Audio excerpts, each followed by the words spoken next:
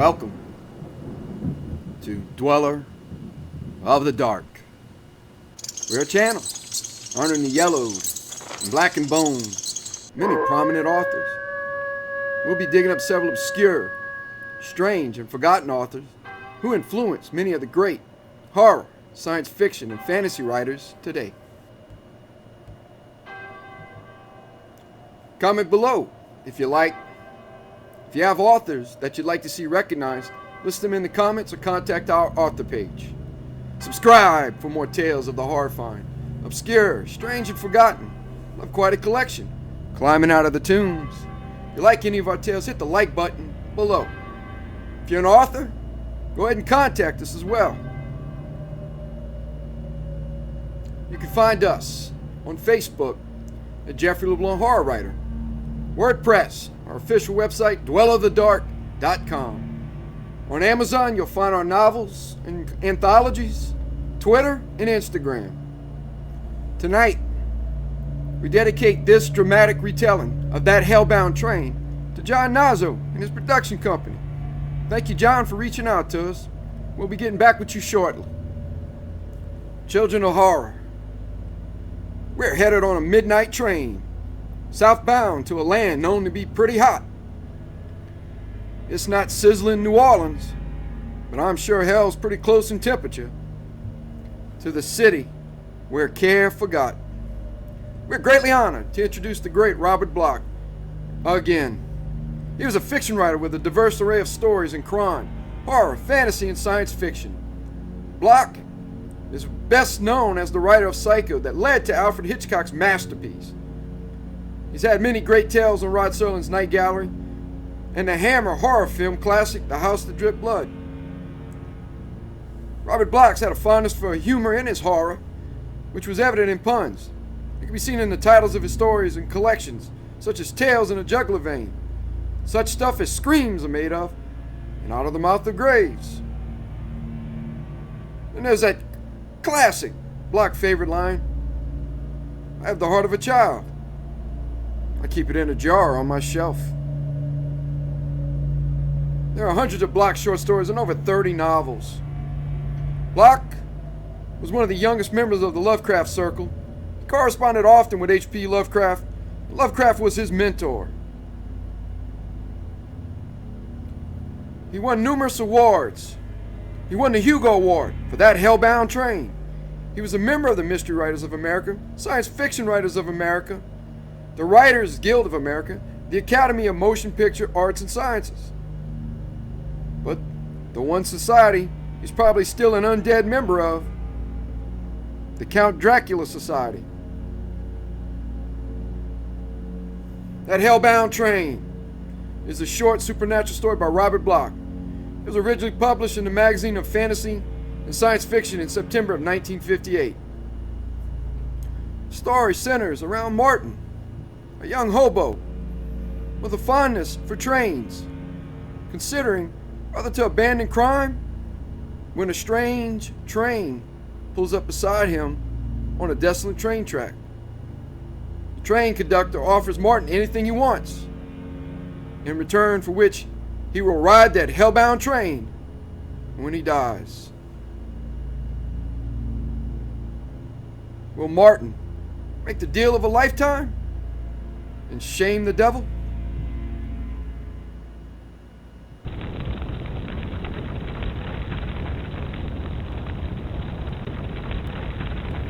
That Hellbound Train by Robert Bloch.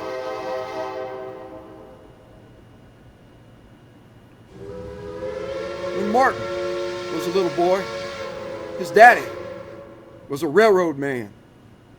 Daddy never rode the high iron, but he walked the tracks for the CB&Q, and he was proud of his job. And every night, when he got drunk, he sang this old song about that hellbound train.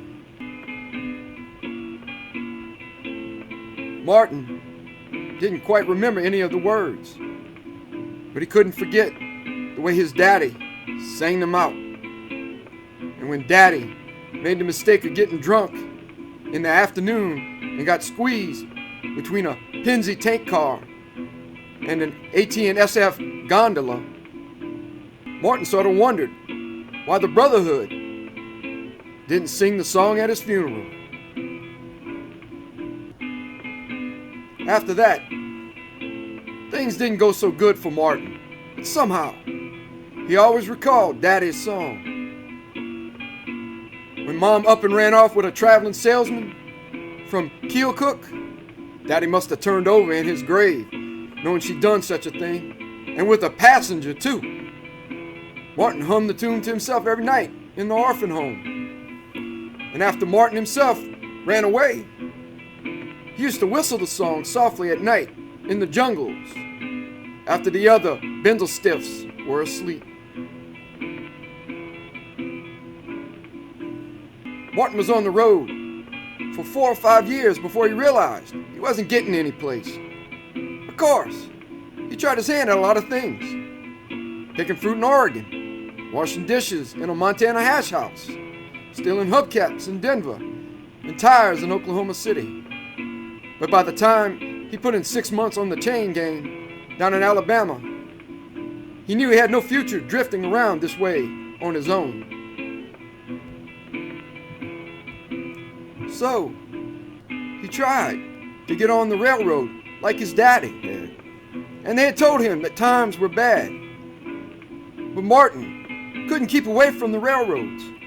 Wherever he traveled, he rode the rods. He'd rather hop a freight heading north in sub-zero weather than lift his thumb to hitch a ride with a Cadillac headed for Florida. Whenever he managed to get hold of a can of Sterno, he'd sit there under a nice warm culvert, think about the old days, and often, as not, he'd hum the song about that hellbound train. That was the train the drunks and the sinners rode, the gambling men and the grifters, the big-time spenders, the skirt chasers, and all the jolly crew. It would be really fine to take a trip in such good company, but Martin didn't like to think of what happened when that train finally pulled into the depot way down yonder. He didn't figure on spending eternity stoking boilers in hell without even a company union to protect him. Still, it would be a lovely ride if there was such a thing as a hellbound train, which, of course, there wasn't. At least, Martin didn't think there was until that evening. He found himself walking the tracks heading south just outside of Appleton Junction. The night was cold and dark, the way November nights are in the Fox River Valley, and he knew he'd have to work his way down to New Orleans for the winter, or maybe even Texas. Somehow, he didn't much feel like going, even though he'd heard tell that a lot of those Texas automobiles had solid gold hubcaps. No, sir, he just wasn't cut out for petty larceny. It was worse than a sin. It was unprofitable, too. Bad enough to do the devil's work, but then to get such miserable pay on top of it. Maybe he'd better let the Salvation Army convert him. Martin trudged along humming Daddy's song, waiting for a rattler to pull out of the junction behind him. He'd have to catch it. There was nothing else for him to do. But the first train to come along came from the other direction, roaring toward him along the track from the south. Martin peered ahead, but his eyes couldn't match his ears, and so far, all he could recognize was the sound. It was a train, though. He felt the steel shudder and sing beneath his feet. And yet, how could it be? The next station south was Nina Menasha, and there was nothing due out of there for hours. The clouds were thick overhead, and the field mist rolled like a cold fog in a November midnight.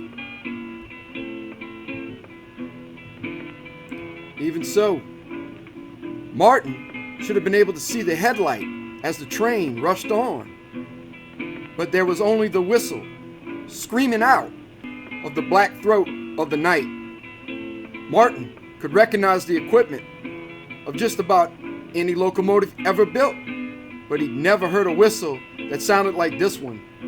It wasn't signaling. It was screaming like a lost soul. He stepped to one side, for the train was almost on top of him now, and suddenly there it was, looming along the tracks and grinding to a stop in less time than he'd believed possible. The wheels hadn't been oiled because they screamed too, screamed like the damned. But the train slid to a halt and the screams died away into a series of low, groaning sounds, and Martin looked up and saw that this was a passenger train. It was big and black, without a single light shining in the engine cab or any of the long string of cars. Martin couldn't read any lettering on the sides, but he was pretty sure this train didn't belong on the Northwestern Road. He was even more sure when he saw the man clamber down out of the forward car. There was something wrong about the way he walked, as though one of his feet dragged, and about the lantern he carried. The lantern was dark, and the man held it up to his mouth and blew, and instantly it glowed redly. You don't have to be a member of the Railway Brotherhood to know that this is a mighty peculiar way of lighting a lantern. As the figure approached, Martin recognized the conductor's cap perched on his head, and this made him feel a little better for a moment, until he noticed that it was worn a bit too high, as though there might be something sticking up on the forehead underneath it. Still, Martin knew his manners, and when the man smiled at him, he said, "Good evening, Mr. Conductor." "Good evening, Martin." "How'd you know my name?" The man shrugged. "How'd you know I was the conductor?" "You are, aren't you?" "To you, yes. Although other people in other walks of life may recognize me in different roles. For instance, you ought to see what I look like to the folks out in Hollywood." The man grinned. "I travel a great deal," he explained. "What brings you here?" Martin asked. "Why, you ought to know the answer to that, Martin. I came because you needed me. Tonight, I suddenly realized you were backsliding. Thinking of joining the Salvation Army, weren't you?" "Well," Martin hesitated, "don't be ashamed. Terror is human, and somebody or other once said, Reader's Digest, wasn't it? Never mind. The point is, I felt you needed me, so I switched over and came your way." "What for?" "Why, to offer you a ride, of course. Isn't it better to travel comfortably by train than to march along the cold streets behind a Salvation Army band? Hard on the feet, they tell me, and even harder on the eardrums." "I'm not sure I care to ride your train, sir," Martin said, "considering where I'm likely to end up." "Ah, yes, the old argument," the conductor sighed. "I suppose you'd prefer some sort of bargain. Is that it?" "Exactly," Martin answered. "Well, I'm afraid I'm all through with that sort of thing. There's no shortage of prospective passengers anymore. Why should I offer you any special inducements? You must want me, or else you wouldn't have bothered to go out of your way to find me." The conductor sighed again. "There you have a point. Pride was always my besetting weakness, I admit. And somehow, I'd hate to lose you to the competition, after thinking of you as my own all these years. He hesitated. Yes, I'm prepared to deal with you on your own terms, if you insist. The terms? Martin asked. Standard proposition. Anything you want. Ah, said Martin.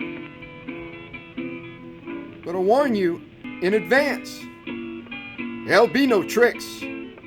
I'll grant you any wish you can name, but in return, you must promise to ride the train when the time comes. Suppose it never comes. It will. Suppose I've got the kind of a wish that will keep me off forever. There is no such wish. Don't be too sure. Let me worry about that, the conductor told him.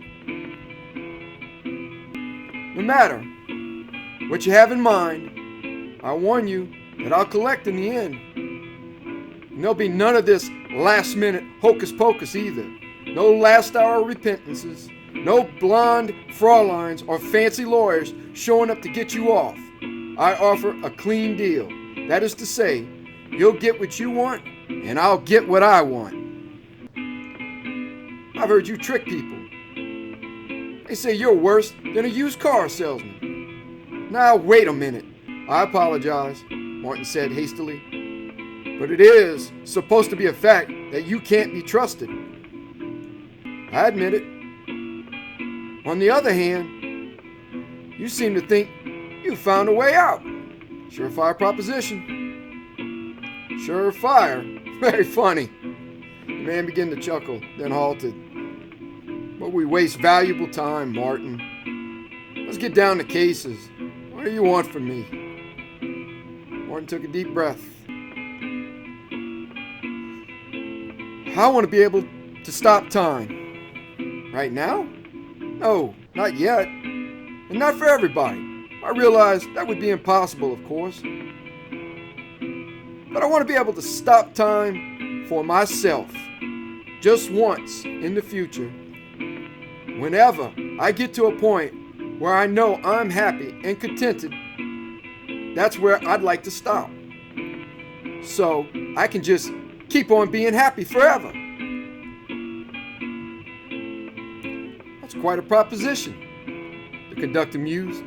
I've got to admit, I've never heard anything just like it before. And believe me, I've listened to some Lulus in my day. He grinned at Martin. You've really been thinking about this, haven't you? For years, Martin admitted. Then he coughed. Well, what do you say? It's not impossible in terms of your own subjective time sense, the conductor murmured. Yes, I think it could be arranged. But I mean, really to stop? Not for me, just to imagine it? I understand, and it can be done. Then you'll agree? Why not? I promised you, didn't I? Give me your hand. Martin hesitated. Will it hurt very much? I mean, I don't like the sight of blood, and nonsense. You've been listening to a lot of poppycock. We already have made our bargain, my boy. I merely intend to put something into your hand.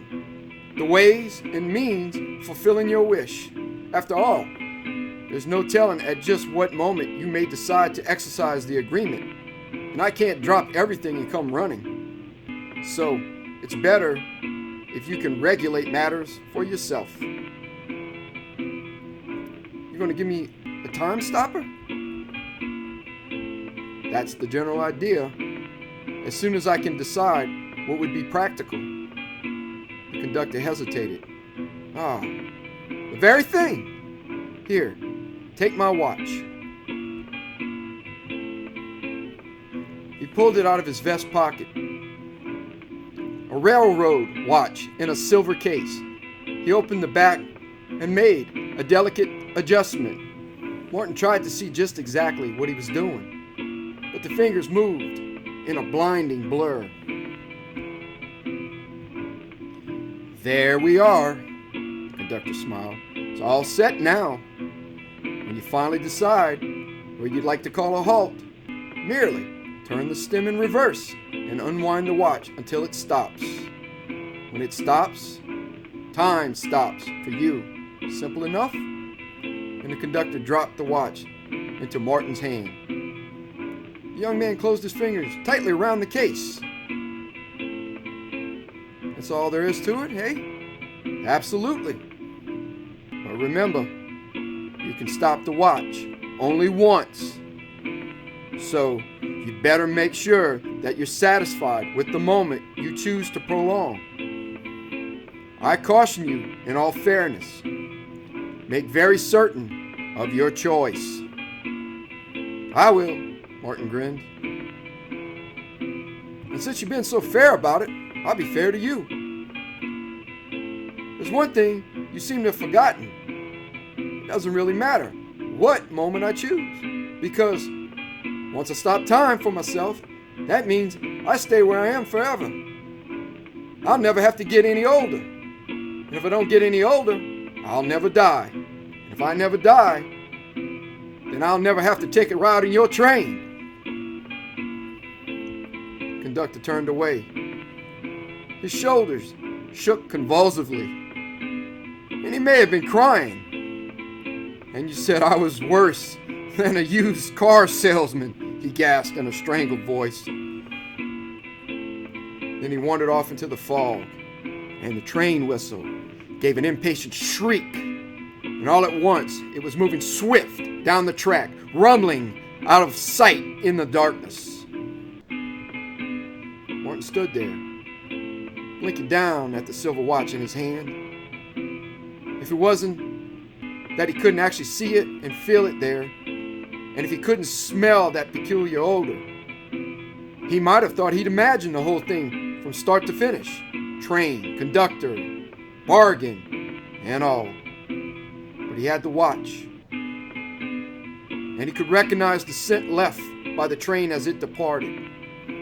Even though there aren't many locomotives around that use sulfur and brimstone as fuel.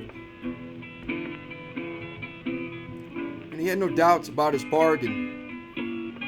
That's what came of thinking things through to a logical conclusion. Some fools would have settled for wealth or power or Kim Novak. Daddy might have sold out for a fifth of whiskey.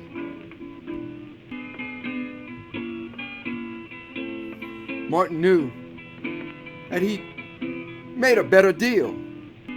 Better? It was foolproof. All he needed to do now was choose his moment. Put the watch in his pocket, started back down the railroad track. He hadn't really had a destination in mind before, but he did now. He was going to find a moment of happiness.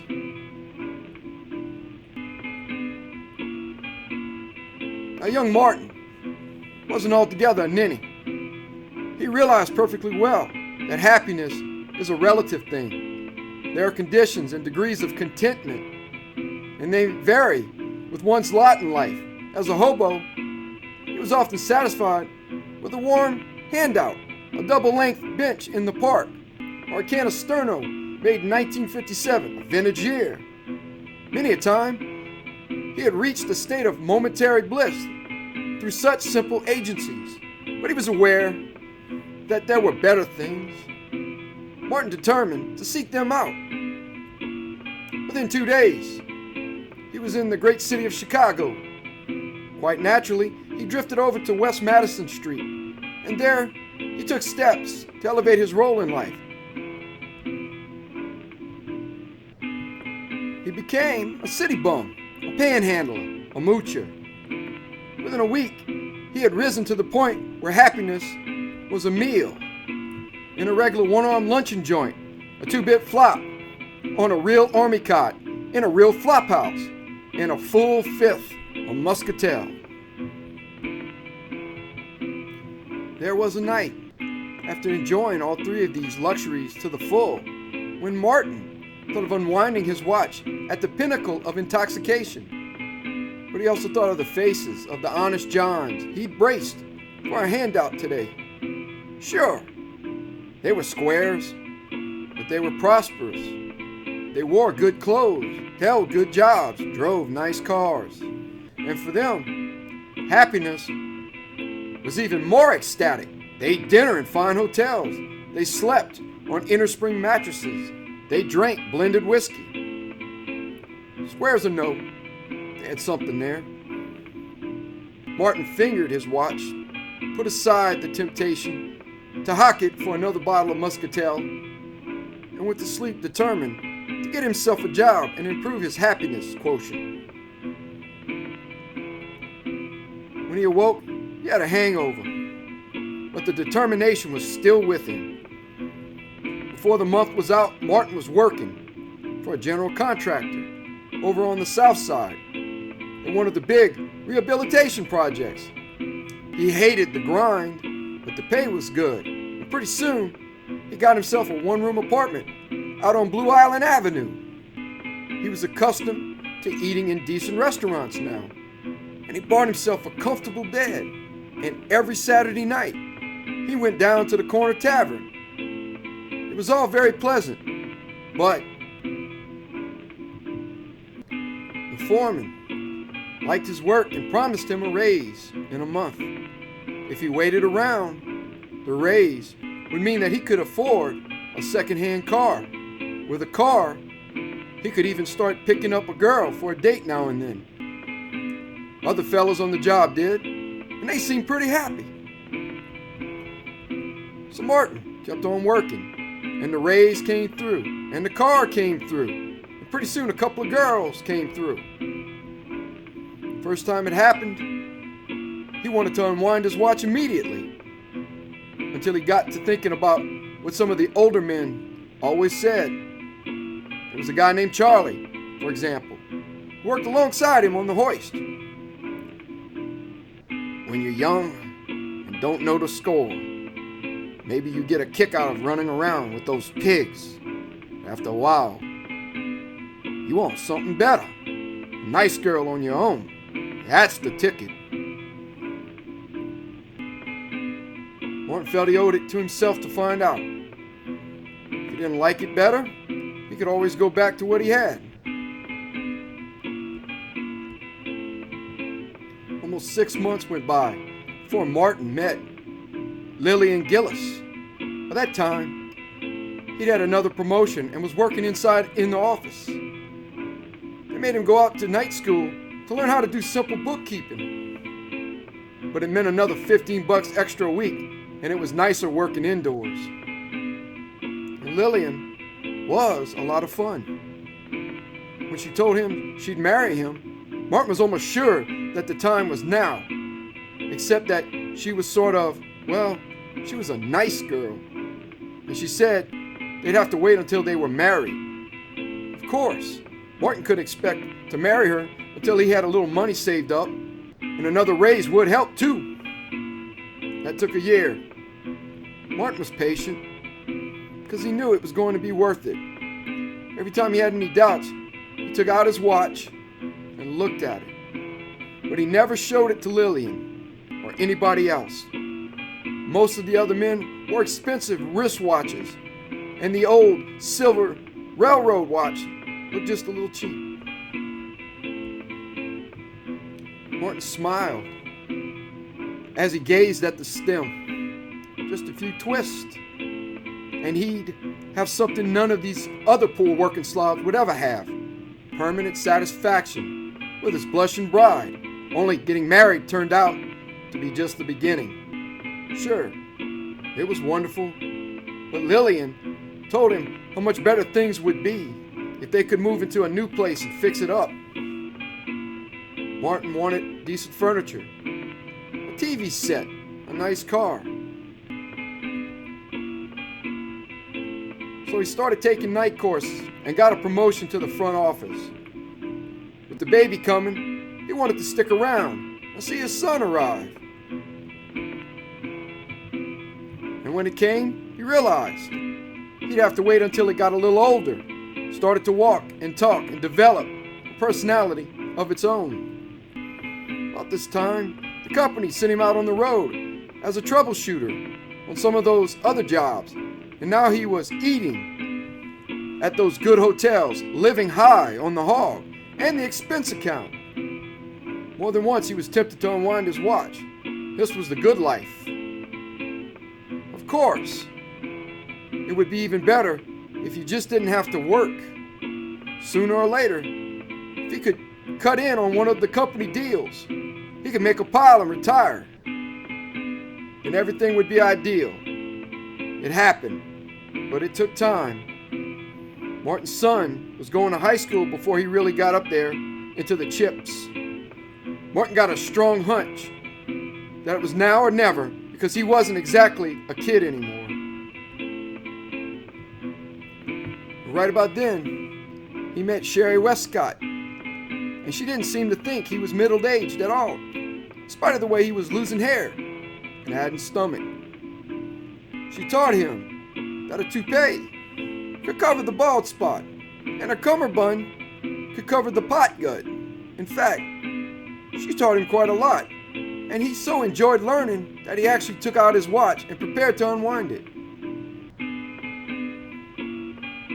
Unfortunately, he chose the very moment that the private detectives broke down the door of the hotel room, and then there was a long stretch of time when Martin was so busy fighting the divorce action that he couldn't honestly say he was enjoying any given moment. When he made the final settlement with Lil, he was broke again, and Sherry didn't seem to think he was so young after all. So he squared his shoulders and went back to work. He made his pile eventually, but it took longer this time, and there wasn't much chance to have fun along the way. The fancy dames and the fancy cocktail lounges didn't seem to interest him anymore, neither did the liquor. Besides, the doc had warned him off that.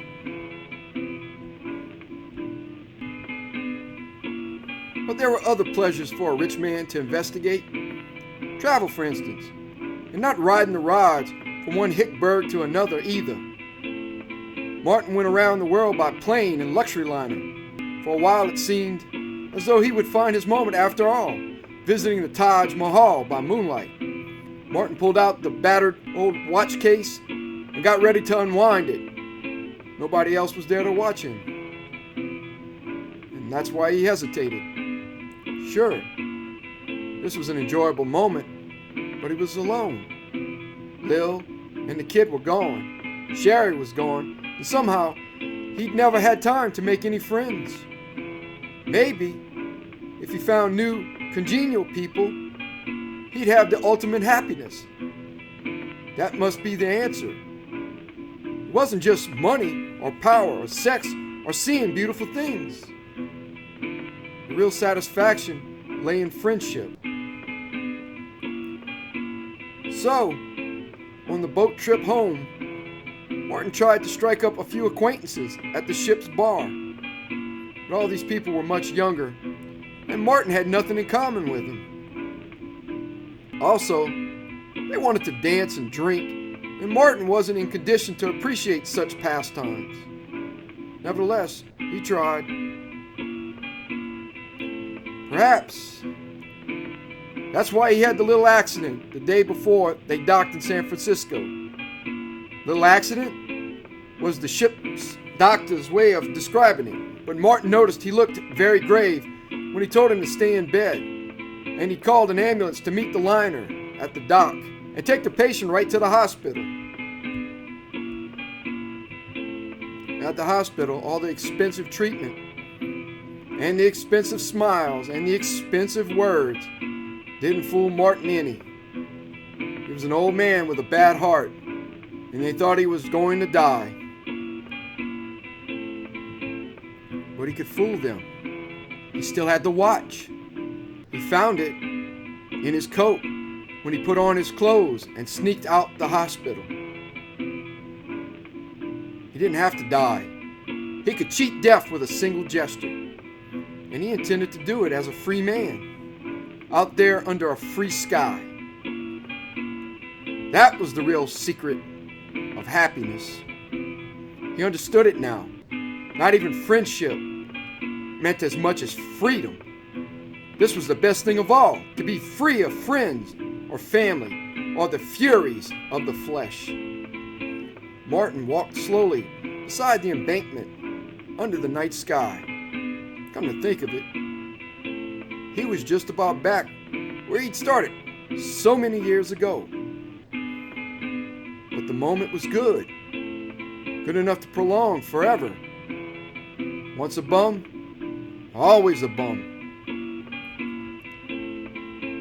He smiled as he thought about it, and then the smile twisted sharply and suddenly, like the pain twisting sharply and suddenly in his chest. The world began to spin, and he fell down on the side of the embankment. He couldn't see very well, but he was still conscious, and he knew what had happened. Another stroke, and a bad one. Maybe this was it. Except that he wouldn't be a fool any longer. He wouldn't wait to see what was still around the corner. Right now was his chance to use his power and save his life. And he was going to do it. He could still move. Nothing could stop him. He groped in his pocket and pulled out the old silver watch, fumbling with the stem. A few twists, and he'd cheat death. He'd never have to ride that hellbound train. He could go on forever. Forever. Martin had never really considered the word before. To go on forever. But how? Did he want to go on forever? Like this? A sick old man? Lying helplessly here in the grass? No, he couldn't do it. He wouldn't do it. And suddenly, he wanted very much to cry, because he knew that somewhere along the line, he'd outsmarted himself. And now, it was too late. His eyes dimmed. There was a roaring in his ears. He recognized the roaring, of course, and he wasn't at all surprised to see the train come rushing out of the fog up there on the embankment. He wasn't surprised when it stopped either, or when the conductor climbed off and walked slowly toward him. The conductor hadn't changed a bit. Even his grin was still the same. "Hello, Martin," he said. "All aboard." "I know," Martin whispered, "but you'll have to carry me. I can't walk. I'm not even really talking anymore, am I?" "Yes, you are," the conductor said. "I can hear you fine, and you can walk too." He leaned down and placed his hand on Martin's chest. There was a moment of icy numbness, and then, sure enough, Martin could walk after all. He got up and followed the conductor along the slope, moving to the side of the train. "In here?" he asked. "No, the next car," the conductor murmured. "I guess you're entitled to ride Pullman. After all, you're quite a successful man. You've tasted the joys of wealth and position and prestige. You've known the pleasures of marriage and fatherhood. You've sampled the delights of dining and drinking and debauchery too. And you traveled high, wide, and handsome. So let's not have any last-minute recriminations." "All right," Martin sighed. "I can't blame you for my mistakes. On the other hand, you can't take credit for what happened either. I worked for everything I got. I did it all on my own. I didn't even need your watch." "So you didn't," the conductor said, smiling. "But would you mind giving it back to me now?" "Need it for the next sucker, eh?" Martin muttered. "Perhaps. Something about the way he said it made Martin look up. He tried to see the conductor's eyes, but the brim of his cap cast a shadow. So Martin looked down at the watch instead. "Tell me something," he said softly. "If I give you the watch, what will you do with it?" "Why, throw it into the ditch," the conductor told him. "That's all I'll do with it." And he held out his hand. What if somebody comes along and finds it and twists the stem backward and stops time? "Nobody would do that," the conductor murmured, "even if they knew." "You mean it was all a trick? This is only an ordinary cheap watch?" "I didn't say that," whispered the conductor. "I only said that no one has ever twisted the stem backward. They've all been like you, Martin, looking ahead to find that perfect happiness, waiting for the moment that never comes." The conductor held out his hand again. Martin sighed and shook his head. "You cheated me after all. You cheated yourself, Martin. And now you're going to ride that hellbound train."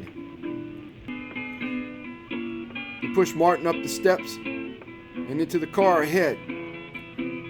As he entered, the train began to move and the whistle screamed, and Martin stood there in the swaying Pullman, gazing down the aisle at the other passengers. He could see them sitting there, and somehow it didn't seem strange at all. Here they were, the drunks and the sinners, the gambling men and the grifters, the big-time spenders, the skirt chasers, and all the jolly crew. They knew where they were going, of course, but they didn't seem to give a damn. The blinds were drawn on the windows, yet it was light inside, and they were all living it up, singing and passing the bottle and roaring with laughter, throwing the dice and telling their jokes and bragging their big brags, just the way Daddy used to sing about them in the old song. "Mighty nice traveling companions," Martin said. "Why, I've never seen such a pleasant bunch of people. I mean, they seem to be really enjoying themselves." The conductor shrugged. "I'm afraid things won't be so jazzy when we pull into that depot way down yonder." For the third time, he held out his hand. "Now, before you sit down, if you'll just give me that watch, a bargain's a bargain."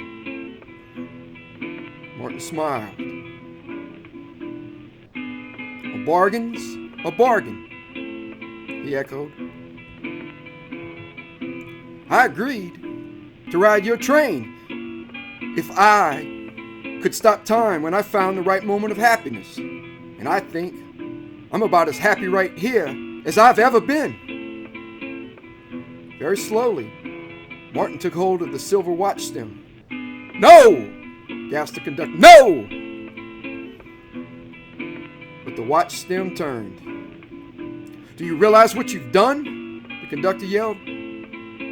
"Now we'll never reach the depot. We'll just go on riding, all of us, forever." Martin grinned. "I know," he said, "but the fun is in the trip, not the destination. You taught me that. I'm looking forward to a wonderful trip. Look, maybe I can even help. If you were to find me another one of those caps now, and let me keep this watch." And that's the way it finally worked out. Wearing his cap and carrying his battered old silver watch, there's no happier person in or out of this world, now and forever, than Martin. Martin, the new brakeman on that hellbound train.